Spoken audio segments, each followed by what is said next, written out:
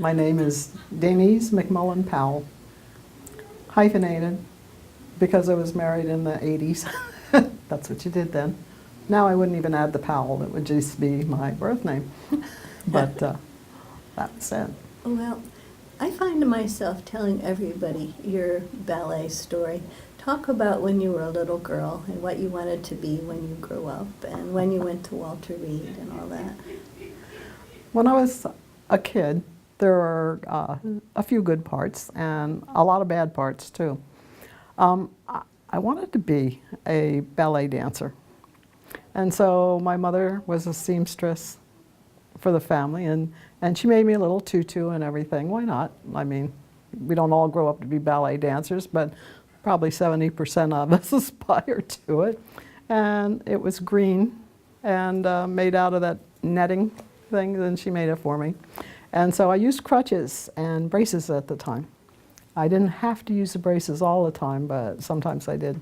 And so I thought, yeah, I can do this. I can really be a ballet dancer because I could use the crutches to lift up and be on my toes. So I thought I had a privilege. So easier to be a ballet dancer. And nobody told me that I couldn't. So that was one of the funny kind of things that I did. Of course, we lived in Germany for a while, a long time. I had polio when I was 3. And we moved to Germany when I was 4, right out of Walter Reed Hospital. And so when we were there, it was shortly after the war. It was, let's see, when was it? 1949 or 50, when we went to Germany. And everybody had a maid because there was such unemployment and the people there. So everybody in the Army had maids' quarters, and they paid people in cartons of cigarettes and cans of coffee, and maybe a couple of dollars. And so my little tutu was up in the closet, and I wanted to get it down, and the maid was there, and my mom wasn't, and she wouldn't get it down. So I climbed up on a chair to get it out of the closet, and I fell and broke my leg. I think that was the first of 4 or 5 times that I did something like that as a kid. You know, what did I know? And she kept saying, no, you can't have that. It's your Sunday dress. I'm like, no, it's not for Sunday, it's mine. It's for my ballet lessons. So I got it down. So that spirit has always been with you. So talk about going to school in Germany. School was school. There wasn't any special school. There wasn't any orthopedic school, or I don't know what they would sometimes call the schools that kids with disabilities would go to back then. But it was Germany. My dad was in the Army. I went from being in the hospital for a year to straight overseas with my mom. My dad was already there. And so I went to school with everybody else. I was sort of accidentally mainstreamed when it wasn't happening anywhere else. How did I get there? On the bus. I had crutches at the time. Sometimes the bus would break down.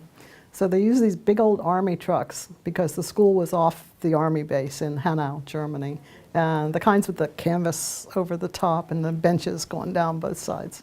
And so what they would do is pick up the kids, throw them in the truck. So I just was picked up with the rest of the kids and thrown in the back of the truck, and off to school we would go. We learned how to speak German as almost a first language, and I could speak German without any accent by the time we left Germany 4 years later, because I was a little kid and they're easy to learn things. I can't remember any of it except the bad words now. Those I remember very well. So how old were you when you came back home?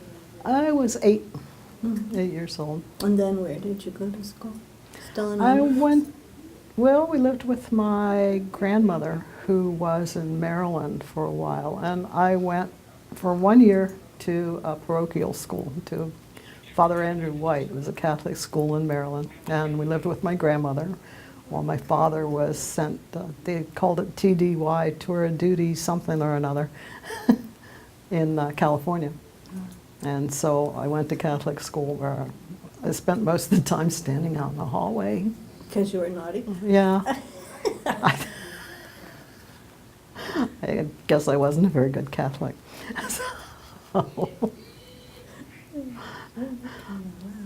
So, when you were in high school, where did you go to high school and then what happened? I went to high school in New Jersey because eventually my father was stationed in New Jersey, Long Branch, New Jersey, and shortly after I started high school there, he was transferred to Delaware at the Army Reserve Center. That's on the Kirkwood Highway. I think it's still there. I'm not sure. It is. And so I went to John Dickinson High School. There. It was different. I didn't have any friends at first. I didn't make a lot of friends, mostly because in the 60s, people were very cliquish, I guess.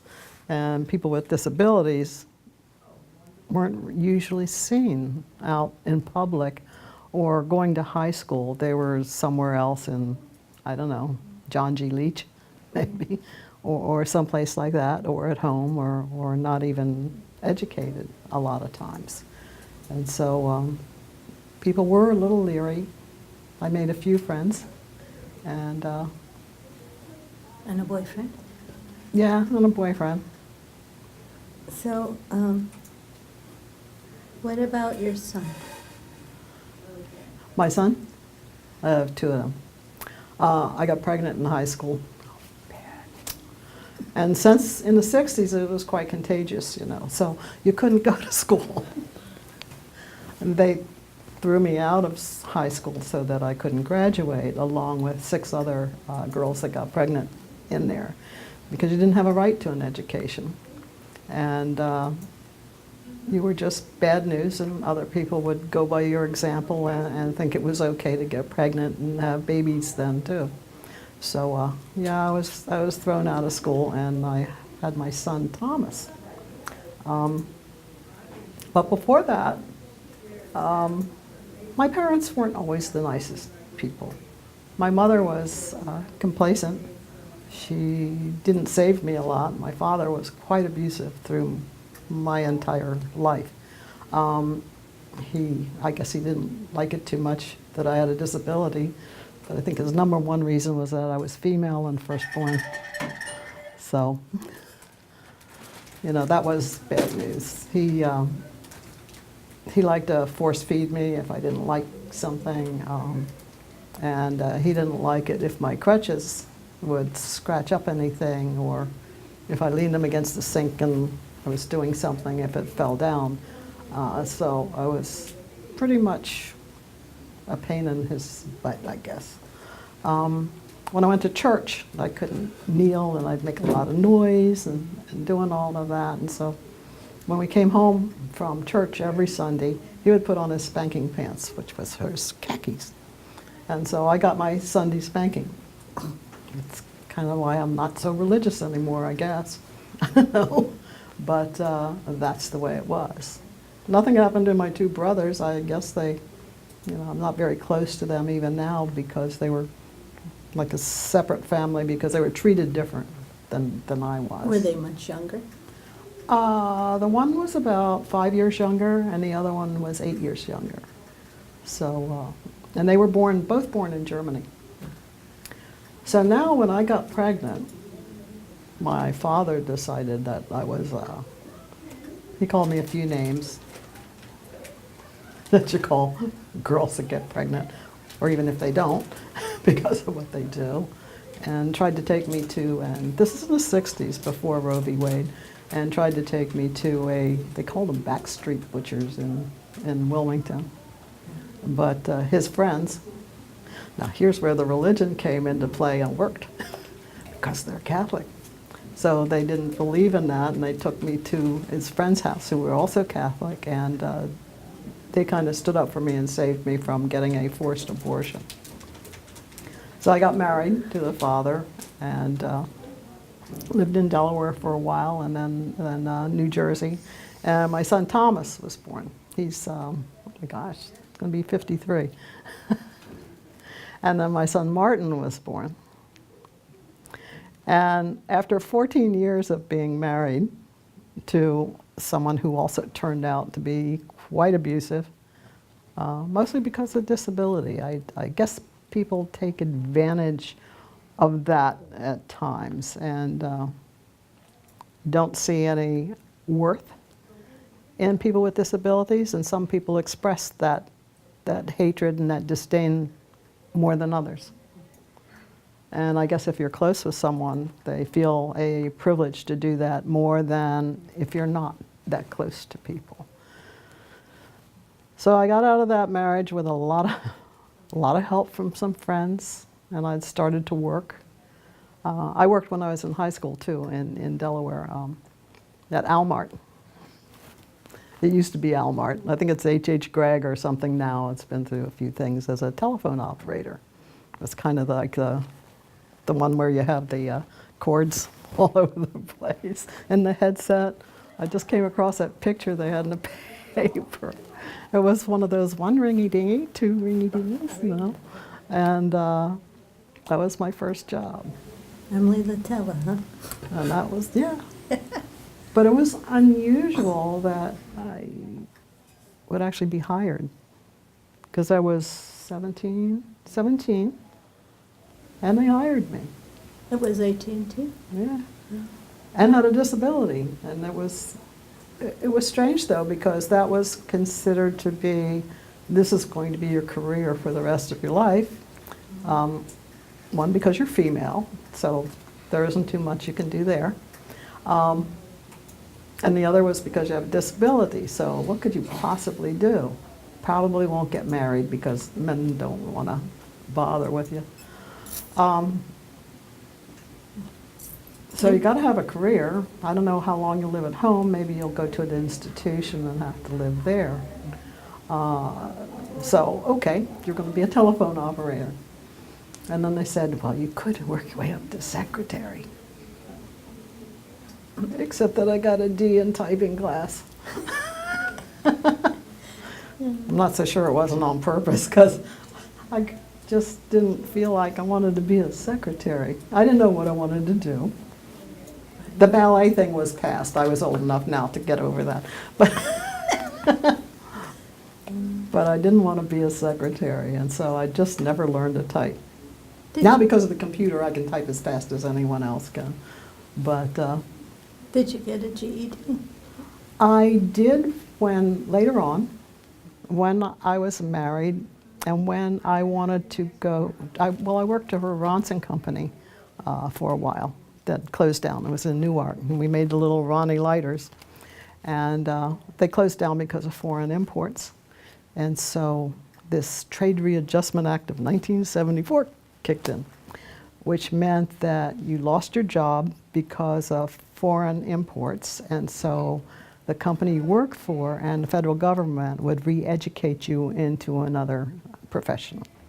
So I took advantage of it, and I went to college with Del Tech, and they said, and I went down to the Department of Labor, and they give you all these tests to put in little round things on the spindles, and other types of, intelligence testing and interest testing, and they said, you did really well on all of them. What do you want to do? And I said, I don't know, what do you got? So they said, you can go to college and you can take courses and we'll pay for it, and we'll even pay for the books and everything. I said, great. Now I was divorced then, just divorced. And so I said, okay. And they said, you'll also get 70% of your wages while you're gone. And I said, that's great, because I had these two kids now, two sons. I think they were like 14 and a couple of years younger, 11, I think.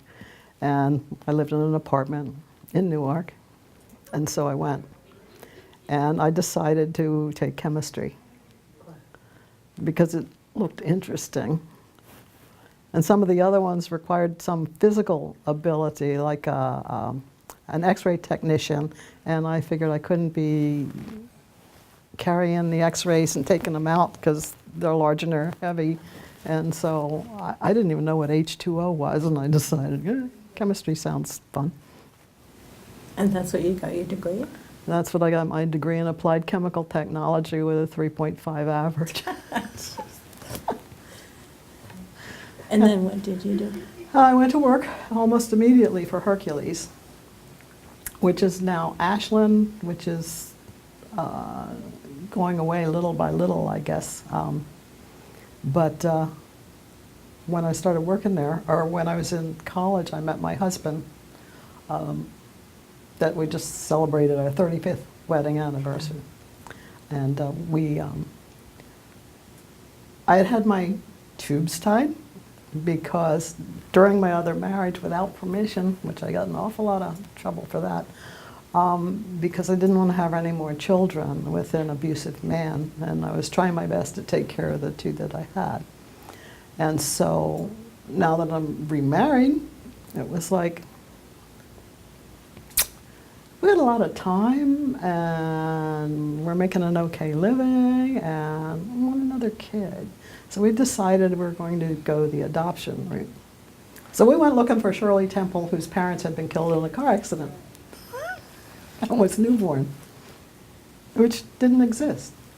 Because in Delaware, the average person up for adoption is 17-year-old male African American who has no families. And so they wouldn't allow us to adopt African American kids, which was fine with us.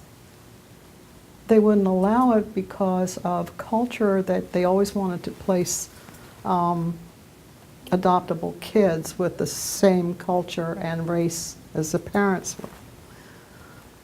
They wouldn't allow that, and then we came across 3 sisters that were Hispanic. And we tried, and they said, no, they're going to have to wait to see if they can find a Hispanic family. So that wouldn't work out. So then we came across a girl who had been adopted previously, and she was 11 years old. And she was being abused by her adoptive parents. And she had been abused in every possible way you can imagine by her original parents. Well, not her original parents. She had been born to a 15-year-old girl, and the 15-year-old gave her away to her sister and her sister's boyfriend, and the sister's boyfriend was textbook abuser until they found out when she was about 6 through her guidance counselor in school. And so they removed her from that. And she was in foster care, and then she was adopted by a family who adopted another child that was 3 years old. And when they adopted the 3-year-old, they figured they didn't want the 11-year-old anymore, as if you could trade a kid in like a used car. She'd been in Terry Psychiatric Center for a while also. So she has a disability.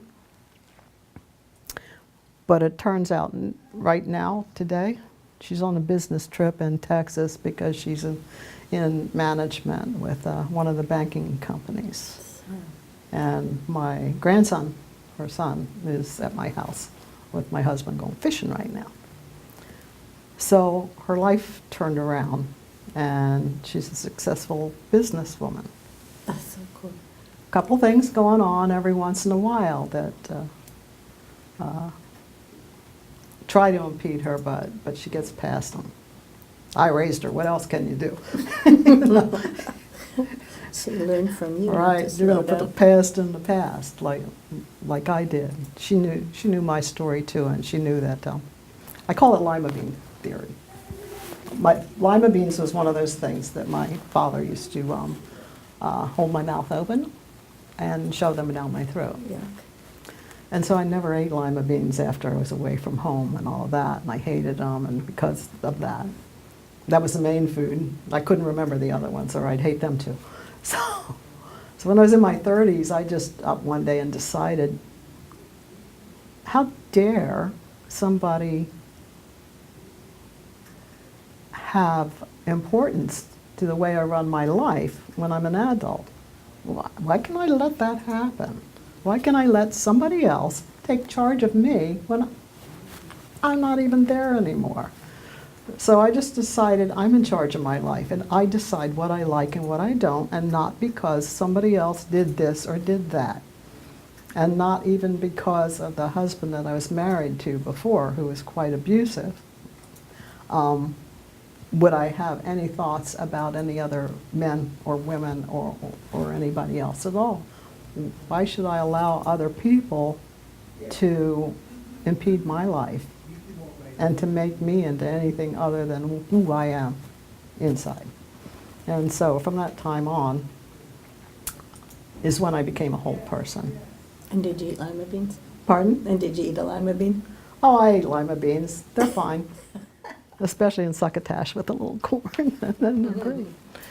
But that's why I call it my lima bean theory, and that's what I taught my daughter over and over again, that she can't allow her abusers to be in control of her life when they aren't there anymore. And her abuser is still in jail. Still in jail. I think he got 80 years. So, how did you get involved in activism? Long after, well, sort of after I became in control of my own life, and I could see other people then, and I could recognize injustices instead of being enclosed in survival mode, to where I need to survive this, I need to survive that, I need to get away from this person, I need to be close to that person and all. When I became my own person, then I could see what was going on with other people that were like me and think, WTF, this is injustice. Why shouldn't this happen? Why shouldn't we be able to go into this building or that building? When before that, it was like, well, that's the way it is. I didn't think it was wrong. I didn't think it was right. I just thought, this is the way it is. I can't go in there unless I can get up a couple steps, which I could at the time with crutches, and then more and more using a wheelchair to get around. And when I became using a wheelchair more, it was more of a, I can't go there anymore, why not? And what is this thing called an Americans with Disabilities Act? This is in the 80s. I asked my brother, who worked for Biden at the time. And I said, there's a thing, it's a resolution. He says, oh, it's just a resolution, it doesn't mean anything. And we were talking about the Americans with Disabilities Act of 1990, which is today. Today is July the 26th, and it's the 27th anniversary of the ADA is today. And to realize the difference there, and to know that I became a part of it. Because when they put it in place, it still wasn't, it was like dealt with as a big favor to people. Oh yes, well, we'll get around to that. Well, it's not. Well, we just put in a ramp just for people just like you. Isn't that special? So it's like, actually it's the law. And so I became a part of it. And then I discovered there's a whole lot more, that accessibility is a lot more than a ramp. It's a lot more than putting in an elevator. It's a lot more than removing barriers. It's health care. It's attitude. It's even adoptability. I mean, it was after that, it was like 94 when we adopted my daughter, because before that, I wouldn't have been able to adopt because I have a disability. Even though my daughter has a disability. You just couldn't do it. You couldn't get into places. I couldn't get car insurance. Couldn't get car insurance. I remember it wasn't mandatory at the time either, but my husband could get car insurance, but I couldn't because I had a disability. So it was assumed I couldn't drive right. I couldn't get life insurance. I was turned down by Equitable Life Insurance Company for life insurance. and I'm not dead yet. Those things have changed now. Those things have changed. They have to sell me life insurance the same as anyone else, especially since my disability isn't even fatal. But they can assume and do whatever they wanted to. In healthcare, it was always a pre-existing condition. So I couldn't get insurance unless I worked someplace, and then I would have the same insurance, but I couldn't get disability insurance like other people could, you know. I had to pay for it along with everybody else. It would be in the policy and everything, but it wouldn't follow through because I already had a disability. Even though I acquired more disability later and it would apply to it, which did happen after the ADA. Because when I worked, I worked for Hercules for 8 years, and I became more disabled, and I couldn't do the 8-hour-a-day thing. And the shifts, we had 8-hour shifts, you know, midnight to 8 and 8, and then we had 12-hour shifts, like noon to midnight, midnight to noon, and it's changing back and forth, and around a lot of chemicals and asbestos and things like that that you had to be very careful with. And then I couldn't work anymore that long a time. And so I collected disability from Hercules because it was after that. It was right about that. Well, it was 1989, but it was when with the policy there that Hercules did, particularly. They didn't cut me off from that. And the Americans with Disabilities Act wasn't even there for another year after that. And so I was retired for 20-some years. And that's when I became involved in activism. After my daughter was fully adopted, because I've kind of been arrested 30 times since I got highly involved in the activism, and I might not have been able to adopt with all that on my record, so I had to wait till that's taken care of. How old was she when the first time? 1996. And what were you protesting then? Well, I kept reading about this group called ADAPT. It was American Disabled for Accessible Public Transportation. And in the 70s, they started in Denver, Colorado, and as the Gang of 19. There's a plaque on the corner now because they noticed it was a center for independent living, just like the place that we're filming in here. It was called Atlantis, and it was the second center for independent living in the whole United States. It was put together by a man named Wade Blank, who worked as an orderly in a nursing home. And he started getting people out because he didn't feel like they belonged there.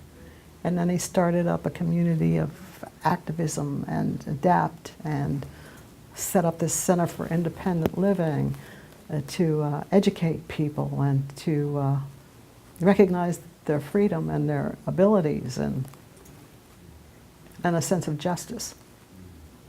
Not a sense of pity, not like I don't know, an organization that helps people, but doesn't, not with but come on, let's go get them, that kind of an attitude.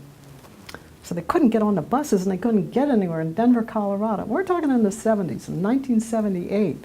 So the 19 of them went down to the corner of Colfax and I can't remember the other street, and I got in front of the bus when it stopped. And it's got to get out of the way. And they said, no. If we can get on the bus, nobody's going anywhere. And they laid down in the street on the bus for a couple days.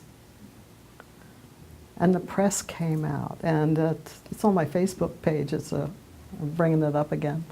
And they finally agreed to have lifts put on the buses. Then, in 1978. So Denver, Colorado was the first one to have lifts put on the buses so that everybody could get on that bus. I mean, we couldn't even get on and sit in the back of the bus. We couldn't get on the bus at all. So now we can, most of the time.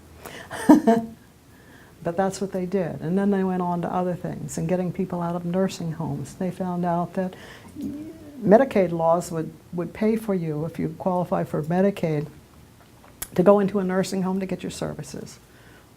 But you couldn't qualify, or you couldn't get Medicaid to pay for services in your own home.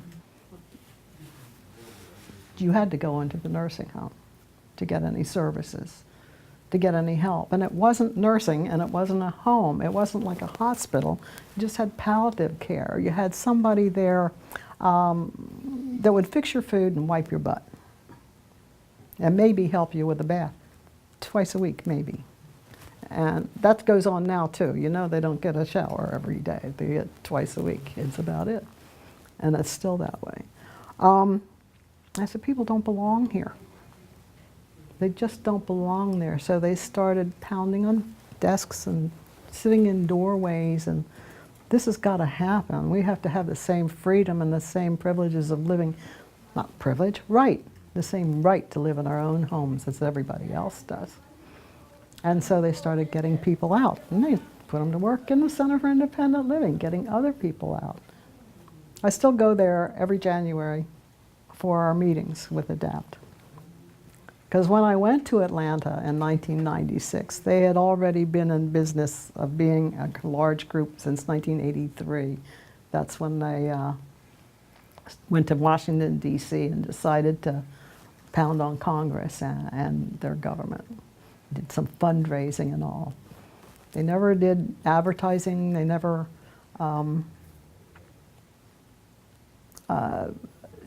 did things with government money and all. They got it so that they wouldn't be obligated to anyone. And if they got donations, it was always on the premise that we don't do what you say. You're funding our cause. And we do what we do, and that's it. And it's still that way. So twice a year, every year, since then, we go on what we call an action.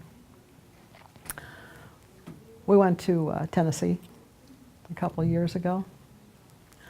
We went to Columbus, Ohio, and in Columbus, Ohio was one of the arrests too. And I'm banned from Columbus, Ohio for the rest of my life because their warrants never expire. I never showed up for court. The first one, we were arrested and we were near the Medicaid building, and so we had to go to court, and we had a keep-away order. We couldn't come within 10 feet of any government building for the rest of the week. And so we went 10 feet, exactly measured out with a tape measure, from the Medicaid building now for the second time. And we had a coffin, a wooden coffin, and we had the names of all the people that we knew that died in the nursing home. We set it out in front, by the front door. We had a procession to where we went by the coffin and dropping the names into the coffin as a street theater. Then, we decided to hell with this, and we just went over to the building, got stuck in the doorways, and got all arrested again. But we made a point, and people took notice. And so they were working and working to try and get Olmsted. 2 people in Georgia, Lois Curtis and Elaine Wilson, were the 2 women in Georgia. And they sued the state of Georgia because they were in the Georgia hospital, which was a nursing home. And they wanted to get out. They wanted to live in their own home or their own place instead of having to get their services in there. And they couldn't. So they sued the state of Georgia because the Americans with Disabilities Act was in place. And Title II, which goes into the things I'm really involved in, said that a person has a right to live in the most integrated setting according to the needs of the individual with a disability. And that's in the ADA. And they just like, oh, whatever, it's too expensive and all that, you can't do it. Well, it's in civil rights law. It's federal law that you have a right to live in the community. So they took that to court, and they won Olmsted. They shouldn't even call it Olmsted, because Olmsted was the commissioner there, who was the commissioner of Health and Social Services, the one that wanted to keep them in. His name was Tommy Olmsted. And so they sued him and the state to get out. They should call it Lois and Elaine. So Olmsted, the state of Georgia took it to the appellate court, and they lost again. Lois and Elaine won that. Then they took it clear to the Supreme Court. So in 1999, in April, is when they heard the case. Meanwhile, while they were working up to hearing the case, the state of Delaware signed on to an amicus brief in favor of Olmsted, in favor of keeping people in nursing homes. That's what the state of Delaware did. Jane Brady was the Attorney General then. So some friends of mine and I, we went down to Jane Brady's office. And we pounded on the door, and we all piled in, and we got a boom box out, and we were singing some songs and doing some chants like, "Our homes, not nursing homes, our homes, not nursing homes, support Olmsted." And she wasn't in the office. And they said, "Oh, she's up north." Yeah. I said, "We'll wait." So we stayed there and stayed there and stayed there for hours. And then she called up from up here, and she said she would meet with us in the Supreme Court building, which is sort of cat-a-corner across the street from the office, on such and such a day. And that was about 2 or 3 days from then, and we all went over there. And we sat down at the table, and we brought in our signs, and we put them all over the Supreme Court because we were there first. And Jane Brady faxed the Attorney General in Florida, who was in charge of gathering up all the amicus briefs of the states that were in support of the state of Georgia, and took us off of that brief. Took the state of Delaware off of that brief so that we would be for Lois and Elaine and for getting people out of nursing facilities. What year was that?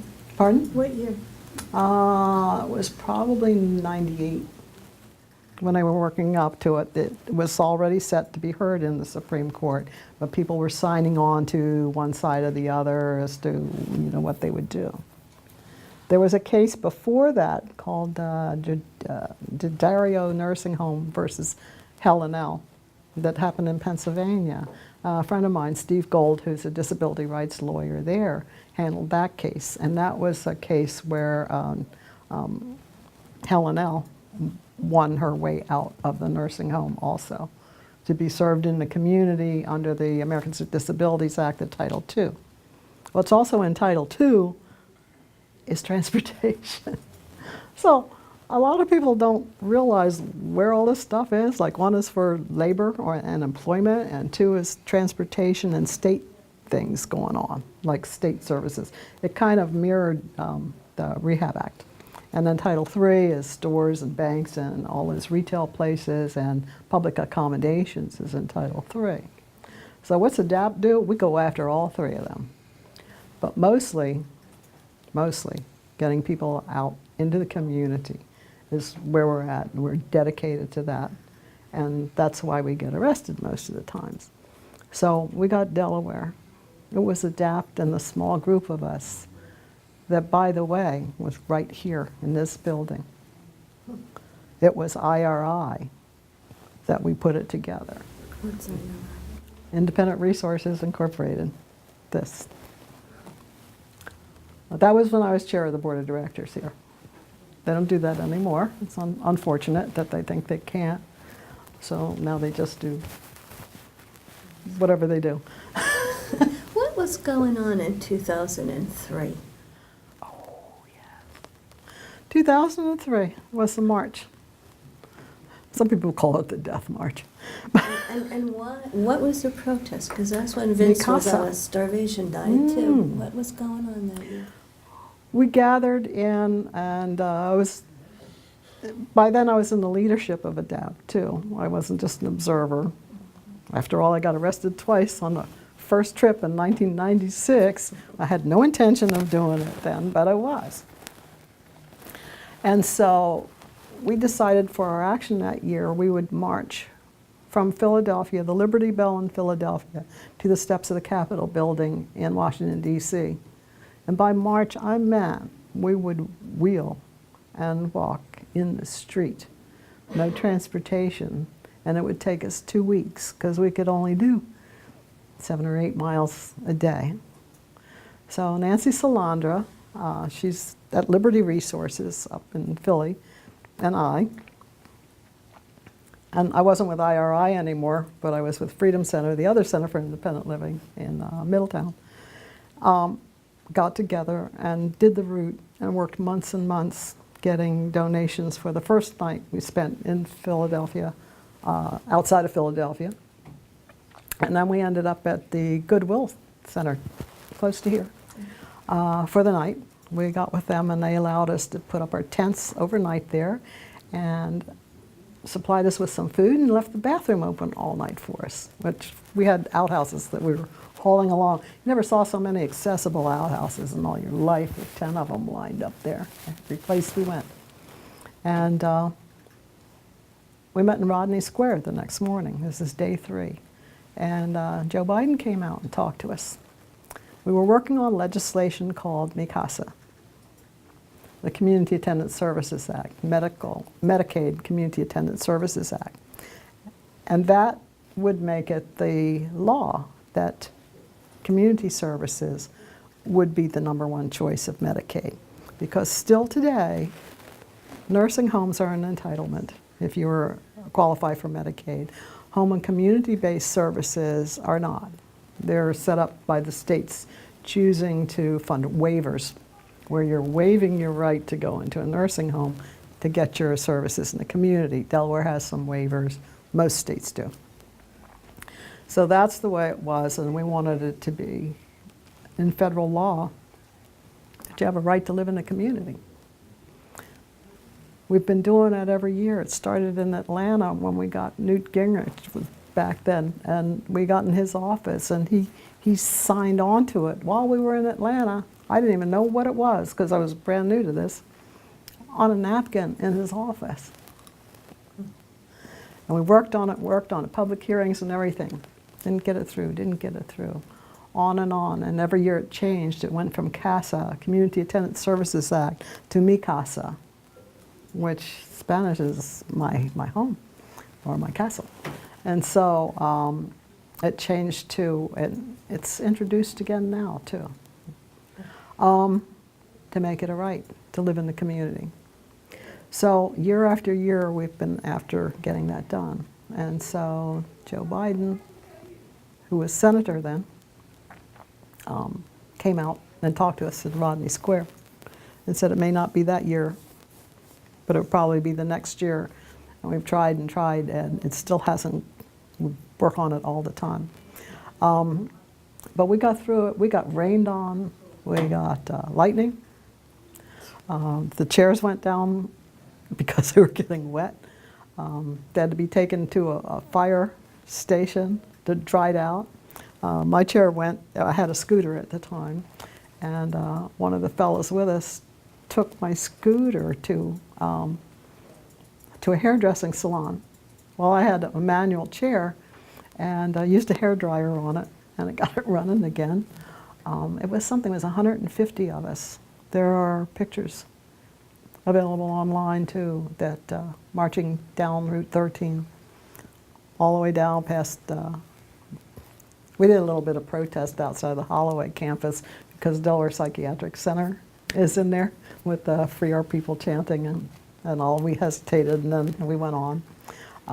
We got Bob Evans to give us breakfast one morning.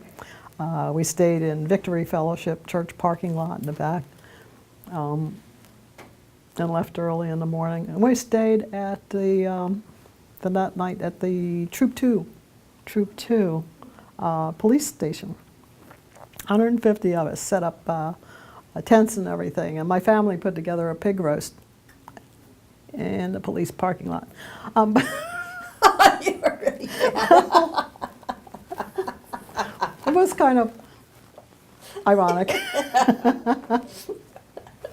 So, and we let them have the leftovers, and they enjoyed them.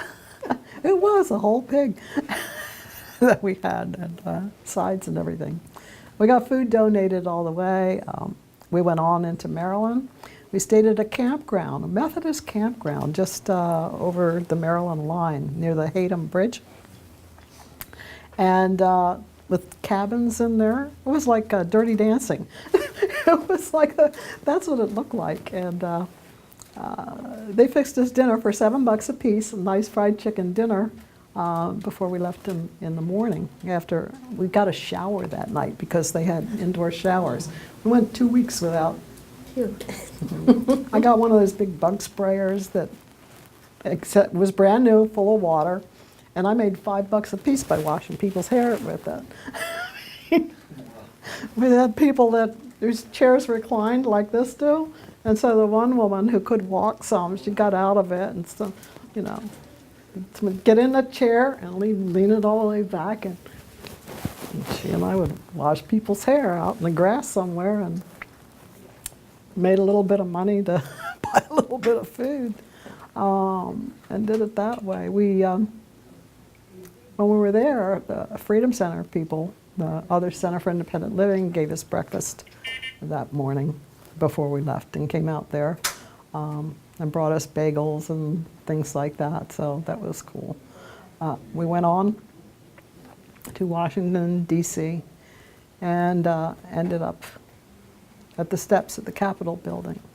We had a whole lot of other people join us, and everybody was treated well, like 300 people there, pretending that they marched 144 miles when it was really 150 of us really did. That's a lot. So did you went through towns and villages, not the main route then? Yeah, we went down Route 1 through Baltimore and all that, which was under construction, which was very, very scary.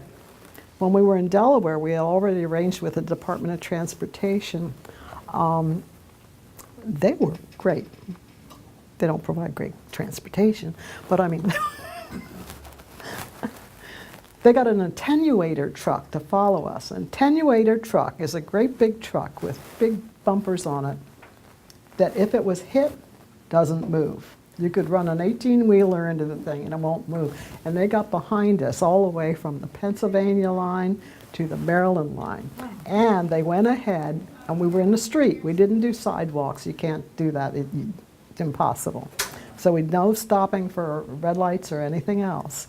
And they went ahead of us and changed every single light from the state to green from the time we got up and went down the street until the time we got to the state line. Was that when Ann Canby was secretary or Nate? What's it, 2003?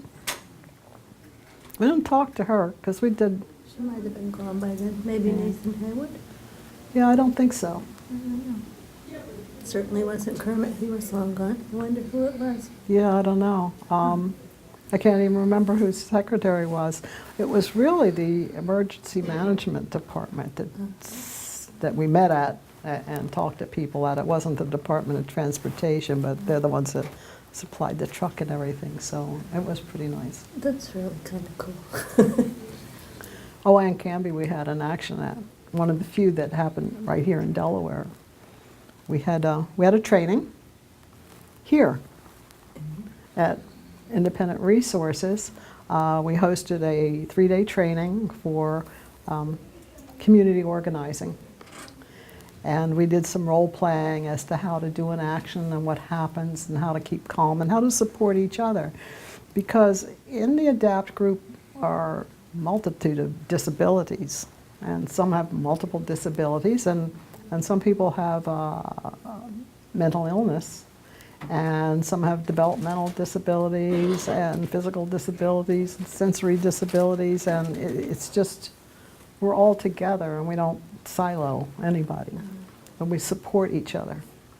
And sometimes if you have a mental illness and you can go on the action and you have that will to do it, it might be a little harrowing and bothersome or get a little anxious. And so we can recognize that and know ahead of time. You know, like, oh, there's Jane over there. She looks like she's having a little problem, and you just go over and sit with Jane. You go, you know, everything's going to be cool, right? And we're all of us in together, and then, yeah, okay. Got it. So that we are all together. And we always support each other that way, and we never leave anybody behind, and we never have anybody that's too disabled to do this or to do that. Everybody has a job to do. And sometimes it's not very democratic either, because when we want to get it done, you're going to do what the leadership is telling you to do. If we tell you, get over there and take that door, you don't say what door and why. It's like, yes. So, or where are we? Often we can't tell you where we are because people like to brag and they like to say, I know we're going to the White House, you know, and there's a cop there who buys an ADAPT shirt and puts it on and thinks we don't recognize him. Like we don't know who's with us or anything, and we always do. And now they know us. Now they're like, hi. How you doing? They say, where are you going?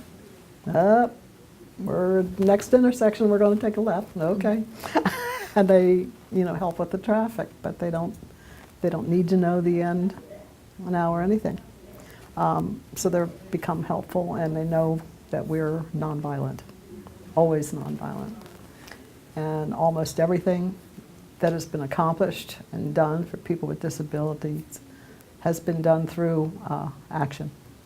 Has been done through civil disobedience, through the way that Gandhi accomplished things, the way that Dr. King accomplished things. No violence whatsoever. And we even pick up the trash before we leave wherever we are, because we never want to say, look what they did, you know, they made a mess here and all, and we get it done. It's why the buses have lifts on them. It is why Olmsted happened, because people did that. When the Supreme Court decision came along, when they were holding the case, 50 of us went to Washington, D.C. and slept on the sidewalk, like they're doing right now, in front of the Supreme Court. And the police came and they said we couldn't sit on the steps that are there. So we were on the sidewalk with sleeping bags and air mattresses and bullhorns, and Justin Dart came down, who was the father of the Americans with Disabilities Act. He came down with a box full of food, and his wife Yoshiko Dart and his family, and wished us well. And in the morning at 6 o'clock, we got in line to go into the courthouse, because 50 people from the public can sit through the whole thing. Otherwise, they have the 3-minute tour. You can go and you can come in the back door and stand there for 3 minutes, and then you're ushered out again while the Supreme Court is hearing cases. And 50 of us got in to hear the entire Olmsted Supreme Court hearing. So we sat there. When we went in, you couldn't even take a pencil or a piece of paper. You couldn't take notes. You weren't permitted to smile or cry or anything. Or they had the court guy walking through there looking at you like, is there any emotion? Is there anything going on here? You know, so we had to sit there in the back because it's not accessible in the other chairs. And the people that could walk could sit in the seats and listen to the whole case, the whole thing. Afterwards, we partied with Lois and Elaine and the lawyers, and had coffee out there and had dinner over in the Methodist church, which is sort of catty corner across from it. They even let us hook up a coffee pot all night with a cord coming out from under the door while we were there.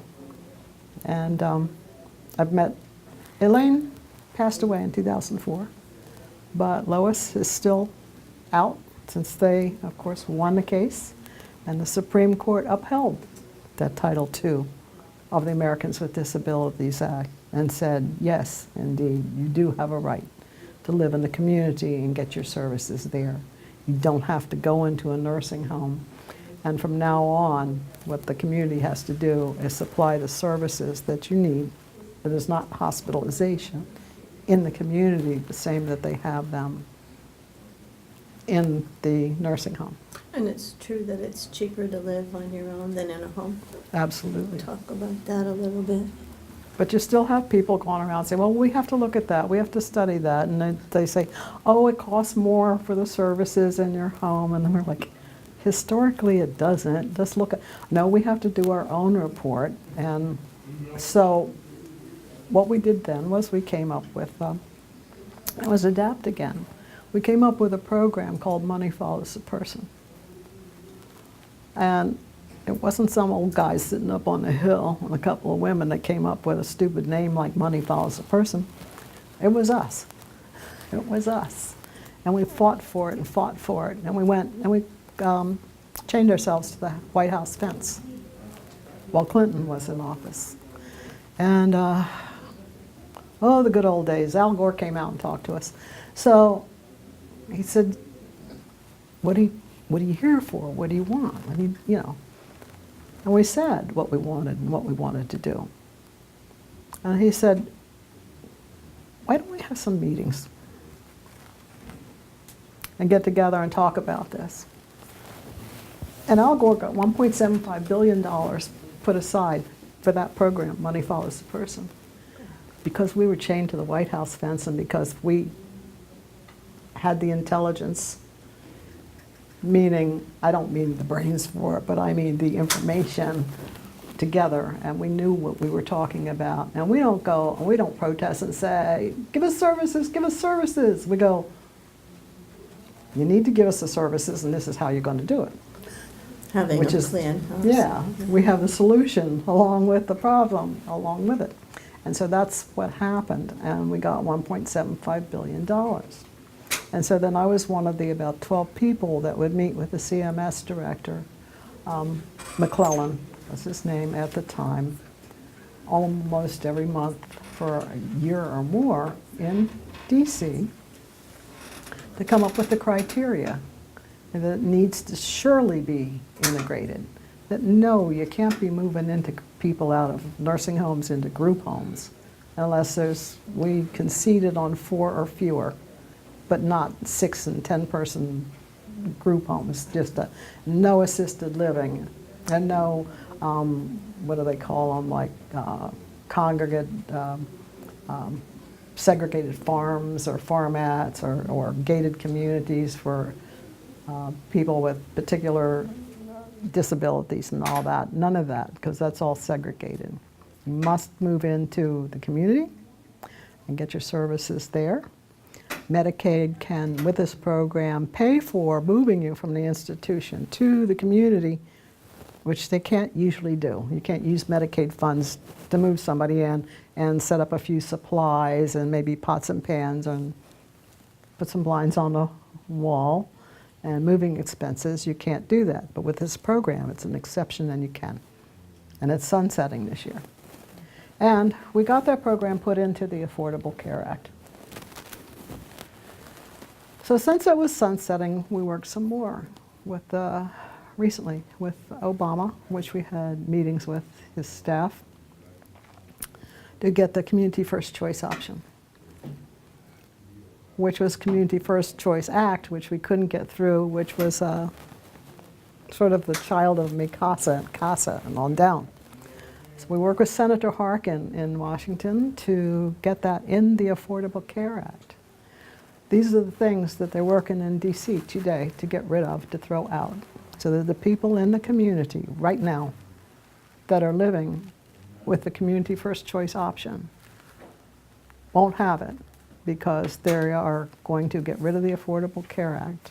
And when they do, that program will not be there, and people will go back into the institution or refuse to and die.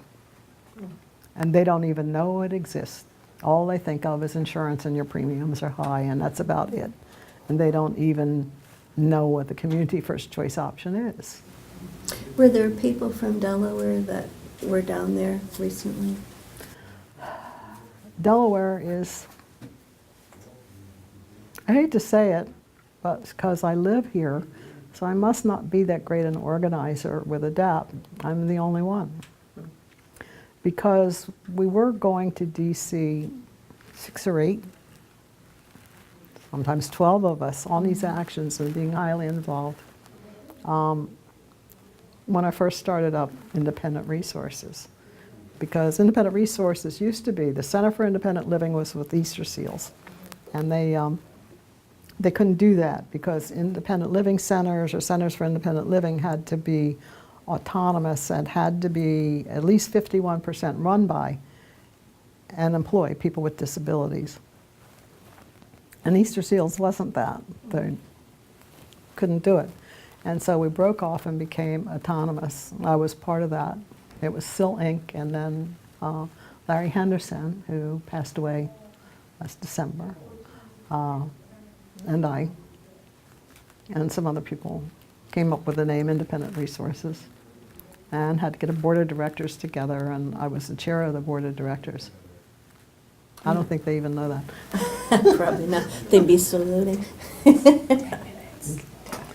And so that's, the way Independent Resources came. And then I went off and formed another Center for Independent Living, Freedom Center for Independent Living in Middletown, because of demographics and all we needed across the state. So that was the second one that I was also part of putting together. That's amazing. So, talk about the Princeton 14. We're sort of skipping backwards a little bit, but what was that? What was what? Princeton 14. Oh, the Princeton 14. It's another issue that I guess I haven't touched on yet. And I'm involved with another group also that's connected with ADAPT, and it's called Not Dead Yet. And we're adamantly anti physician-assisted suicide, euthanasia, and the degrading and mistreatment of people with disabilities. There's a professor at Princeton University that they hired in 1999 called Peter Singer. He's a bioethics professor and he writes books. And his philosophy is that if you're useless and you don't have the intellect to know where you are and your place as to what you should be doing, that it would be okay to euthanize you. Especially babies that are born. We're not talking abortion. There are two separate things here. But he was professing that after a child is born, and the child is born with a disability, say an intellectual disability, maybe even profound physical disability, that the parents and the doctor should be able to get together and decide if this kid is going to make you happy or not. If this kid is going to take up too much time and you would rather get rid of it and make room for another one that was whole and unbroken, then you should be able to remove the kid's personhood and then declare that kid no longer a person, then it would be okay to euthanize them, if it was okay with you. If the kid was going to make you happy and you were fine to raise it, then you could go ahead. And so that's what he's professing. He was also a friend of Dr. Kevorkian. Kevorkian, most of the people that he actively participated in the drip in killing people, and about 60% of the people that he murdered with their permission were not even terminal. They were people with cerebral palsy and just wanted to die and that sort of thing. Peter Singer thought also that if you were elderly and you had Alzheimer's or something like that, and that it would okay to remove you weren't a person any longer, so you could remove the personhood and kill you, even without your permission. So we went to Princeton to go protest his hiring. And they said, well, it's, what is it, like universities can freedom of teaching and spreading the word about whatever they want to. And we said, no, you wouldn't allow a Hitler proponent to come in and say, well, you need to kill all people that are Jewish, or you need to kill all people that have disabilities and like that. So it shouldn't be that you have someone there with that type of philosophy. So we went there to demonstrate and spent the night and got up early in the morning. And we went to the main administration building because they had gotten wind of it and closed off the streets and everything to get to the building where he was teaching at the time. So I kind of chained myself to the administration door, and so did seven of us did. And the police came eventually.